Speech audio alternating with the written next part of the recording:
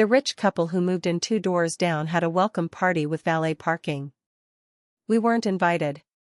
That night, someone smeared cake on our front door with a note, "Try harder to fit in." I brushed it off. Until I found out they were spreading rumors that we were secret renters. I pulled the deed. Showed it publicly at the HOA Zoom call. Then I pulled theirs. Their mortgage was in pre-foreclosure. I screen-shared the document, then muted myself. The silence in that meeting? You could hear their car keys hit the floor. My name's Rachel. I'm 39, married, and I've lived in Mission Viejo, California, for a little over 3 years now. My husband, Kevin, works in IT for a logistics company. I teach 3rd grade at a public school 15 minutes away. We don't live fancy, but we worked hard for this house. Saved for years. Gave up vacations. Drove old cars. Ate at home almost every night for 5 straight years. When we finally closed on this house, I cried in the car for 10 minutes before I could even go inside. So, yeah, we're proud of our home. It's a quiet cul-de-sac. Clean lawns, a local HOA, neighbors who wave, and kids who scooter around on weekends. It's not a McMansion kind of neighborhood, but it's safe, and it's ours. Then Bryce and Alana moved in. 2 doors down. They showed up in a white Range Rover with tinted windows and a license plate frame from some luxury dealership in Newport Beach. Their real estate agent looked like he belonged on TV.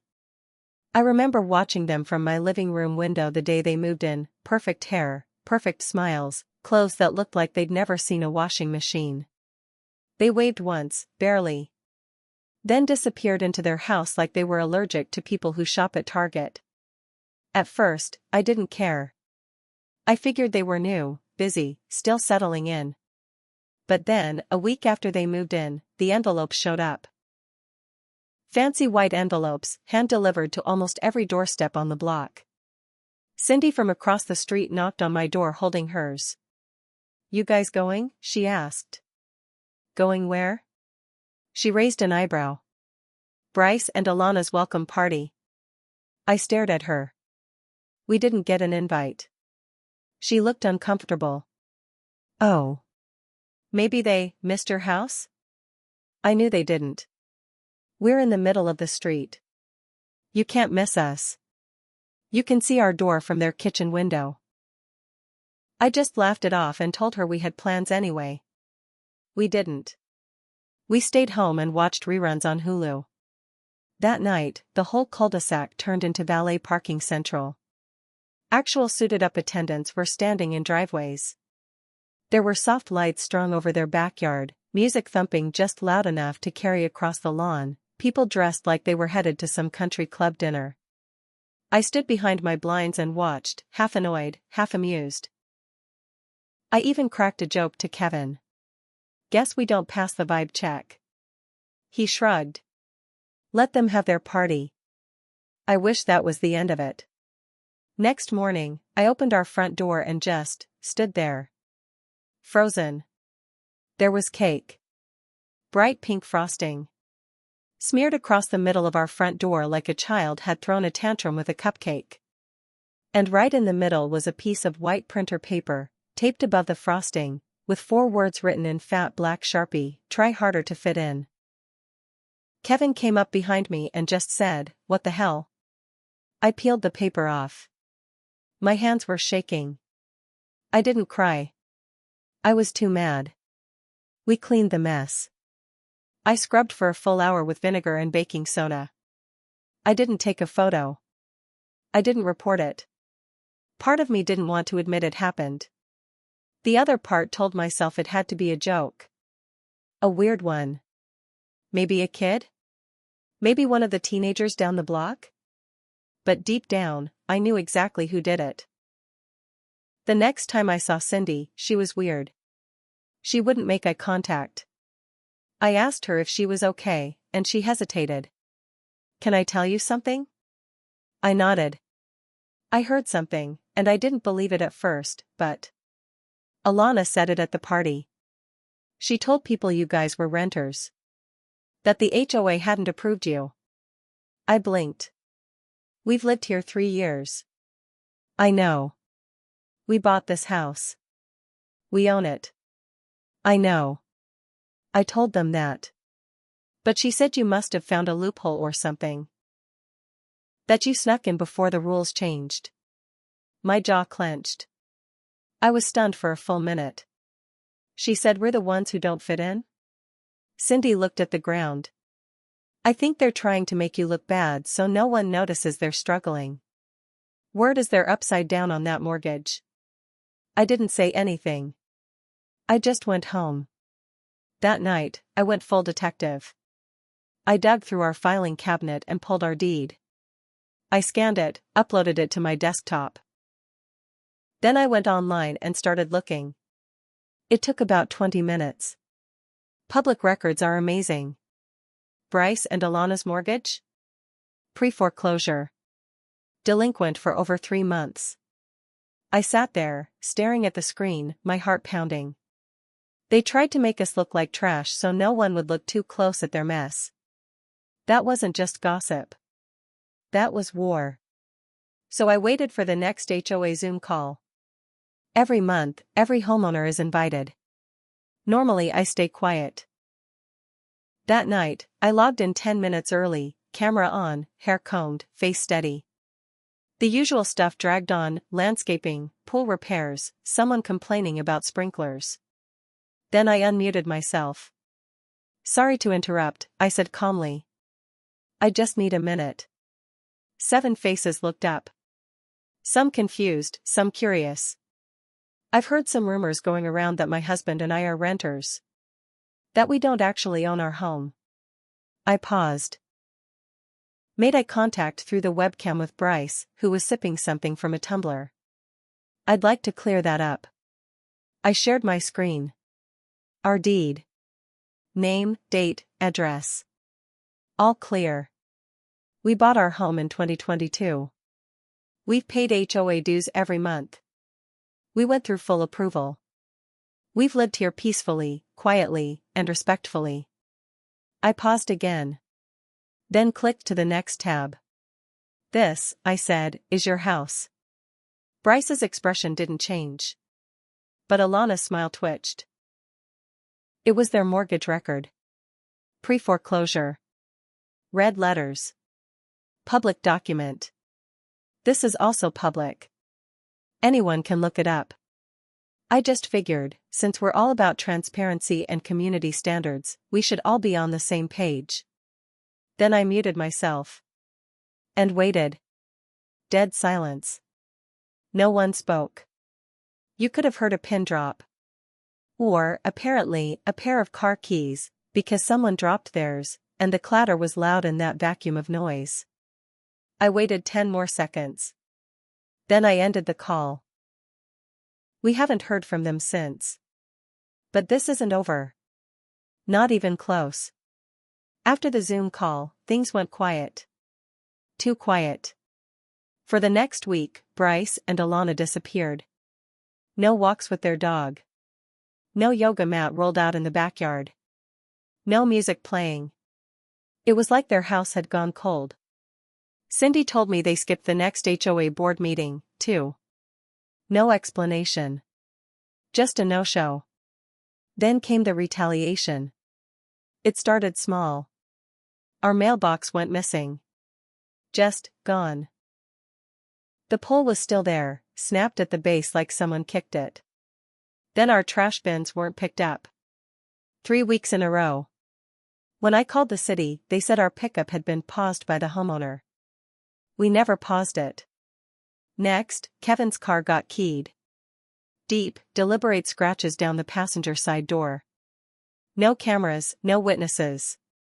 Just damage and silence. That's when I knew they weren't embarrassed. They were angry. And now they wanted a fight. I started documenting everything. I filed a police report for the car. I took photos of the mailbox, the trash bins. I emailed the HOA board with screenshots. I kept records of every incident, every odd thing that happened. But that wasn't all I did. I started asking around. Quietly. I talked to their neighbors on both sides. I went on local forums. I used real estate tools, pulled property histories. And what I found was worse than I thought. Bryce and Alana weren't just behind on their mortgage. They were living off borrowed time. Turns out, this wasn't their first fancy zip code. They'd owned a condo in Irvine before this. Foreclosed in 2019. Then another home in Santa Clarita. Short sale in 2021. Same pattern, move in, flash money, stop paying, bail before it all collapses. They were grifters. But worse than that? They were desperate grifters now.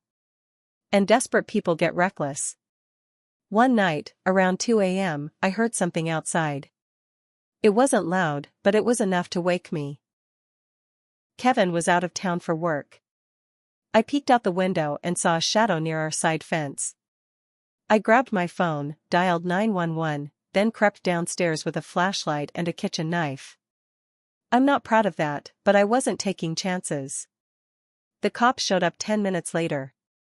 Whoever was out there was gone. But they left something behind, a plastic takeout container full of cake. Bright pink frosting. Same color as before. Taped to it was another note, "Stay in your lane." I gave it to the officers. They wrote a report, said they'd increase patrols. I didn't expect much from that. So I took it into my own hands. The next morning, I called a local real estate contact I'd made when we first moved here. Nice guy.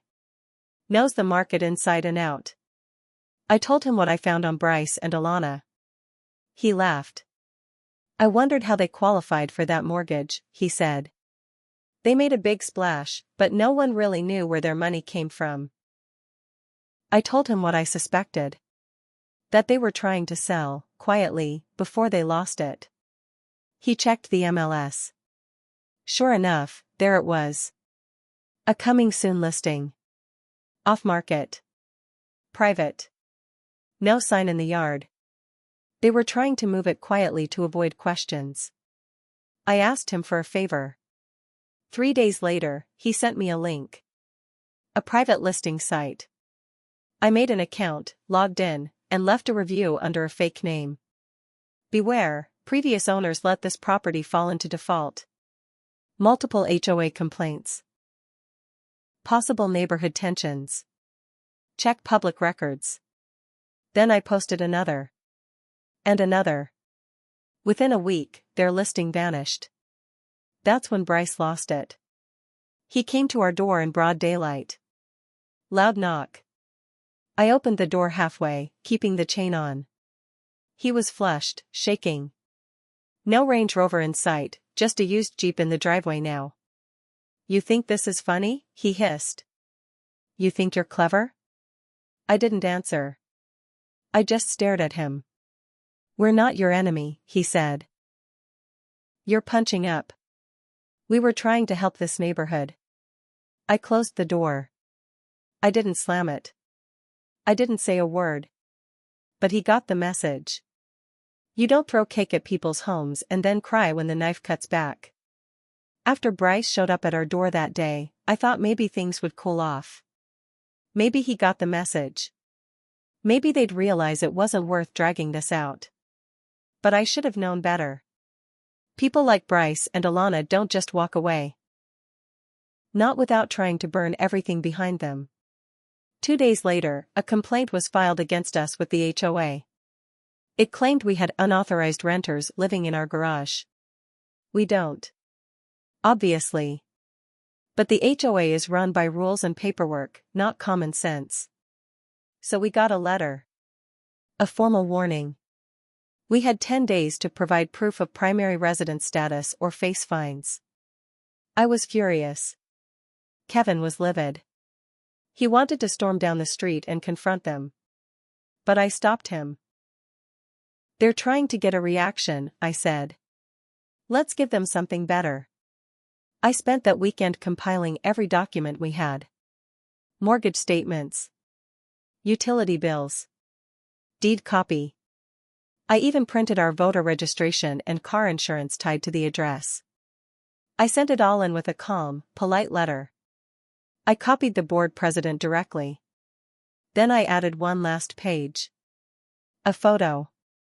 The cake from the second incident. The one left by our fence. With the note, "Stay in your lane." I attached the police report number and mentioned that we had been quietly harassed since the night of the welcome party. And I wrote, "We haven't retaliated, but we do keep records. If this escalates again, we'll pursue every legal avenue available." I sent it. And I waited. 4 days later, we got a letter from the HOA saying the complaint was dismissed due to insufficient evidence. No apology, of course. But I knew someone had been spooked. That same week, I noticed a car parked outside their house. Every day. Same time. Black Impala. No plates on the front. I asked around. Turns out, the house was in active foreclosure proceedings now. The bank had sent an appraiser. Then a property preservation guy. It was happening. The crash was real. They were circling the drain. And I was just getting started. I went back online. There's a website where local investors post foreclosure notices. I uploaded Bryce and Alana's property details, listed the liens, attached the public documents. I didn't do it anonymously either. I used my real name. Within 48 hours, 3 investors messaged them about buying the house outright, at a fraction of what they paid. It forced them into the open. Cindy texted me the next night. "They're freaking out," she wrote. "Bryce yelled at a guy on their lawn today. Told him he was trespassing. But it was too late. The rumors they started about us had backfired. People knew now. They knew who the real problem was." The Range Rover disappeared permanently the next week. Repossessed, probably. I watched it get towed at 4:30 in the morning. Alana stopped posting on the neighborhood Facebook group. Her last post had been a picture of their dog in a Halloween costume, with a caption like, "So blessed to live in this beautiful community, 2 hearts." Now? Nothing. Then came the final twist. Cindy called me one afternoon and said, "You won't believe what I just found." She sent me a screenshot from a local business review site. It was a listing for a fake consulting agency. Registered to an address in Newport Beach. Owner name? Alana B. It had one review, a scam complaint. Paid for marketing work. No deliverables. Won't return calls. I looked up the business on the state registry. It wasn't active. It never had been. They weren't just broke. They were trying to float themselves with side scams now. I took screenshots. Saved them all. Because if they tried one more thing, just one more thing, I was ready to end it all for them. And they wouldn't even see it coming. I could have stopped. I had enough dirt on them to bury their reputation. Their house was circling foreclosure, their neighbors saw through them, and their Range Rover was gone. But I still had that cake image burned in my mind. That smug welcome party. The rumors. The vandalism. And now? Now they were pushing scams? They weren't sorry. They were dangerous. Then came the final straw. A letter arrived in our mailbox, no stamp, no return address. Just tucked in with our regular mail. I opened it. Typed in bold, "This won't end well for you. We know where you work." My heart stopped. Kevin was home when I read it. He took the letter, read it twice, and said nothing. Just walked to the kitchen and grabbed the folder where we kept all our copies. Police reports, screenshots, the HOA complaint, photos. "We're done playing defense," he said. "Let's finish this." And I did. I filed for a restraining order the next day. I brought every piece of evidence to the courthouse. I named both Bryce and Alana. I had the officer from the cake incident give a statement. Even the HOA board president gave a neutral statement confirming there had been ongoing tensions. The judge granted it. Within 72 hours, a sheriff posted it on their door. They couldn't come within 100 feet of us. They couldn't contact us. Any move they made would put them in violation. That was the first hit. The second came faster. I filed an anonymous tip to the state attorney general's office about Alana's fake business. I submitted everything: screenshots, the inactive license, the complaint, her name, and address. They opened an investigation. A real one. Then I reported her to the Better Business Bureau and 2 freelance payment platforms, showing she was taking money without delivering services. Both flagged and banned her accounts. I hit Bryce next. He was consulting on investment strategies, through LinkedIn and a fake site I found through his old business partner's profile. I left a review on every site I could. Every forum. I linked their foreclosure. I linked the restraining order. I made it impossible for anyone to miss the truth. And then, I did one more thing. I called a local real estate agent who specialized in foreclosure auctions. "Hey," I said. "I live near this address. It's going into foreclosure. If you want a heads up before it hits the market, I've got details." He thanked me. 2 weeks later, the bank repossessed the house. They were evicted within 30 days. The day they moved out, I stood inside my living room and watched from behind the blinds. They didn't even look in our direction. Alana was crying. Her hair was pulled up messy. No designer clothes. Just a hoodie and leggings. Bryce kept his head down the whole time. They loaded things into a dusty U-Haul. Their dog barked non-stop. Nobody helped them. Not one neighbor came out to say goodbye. I waited until they were gone, then went outside. Cindy came over with 2 coffees. "Guess they couldn't keep up the show," she said. I nodded. "They threw cake at the wrong people," I said. We sat on the curb. Sipped our coffee. They never came back. The house sold at auction 3 weeks later to a retired couple from Nevada. They came by to introduce themselves on move-in day. Brought cookies. Real ones. No cake. No notes. Just peace. Looking back, I know I went too far. I could have stopped after the Zoom call. I could have walked away after I exposed them. But something about the way they humiliated us, tried to twist the truth, weaponize status, make us feel less than in our own home, it flipped a switch in me. I don't regret protecting myself. But I do regret letting it change me that much. Still, if they ever think about pulling that stunt again in some other town, I hope they remember the quiet couple from Mission Viejo. And how they lost everything because they couldn't just mind their own business.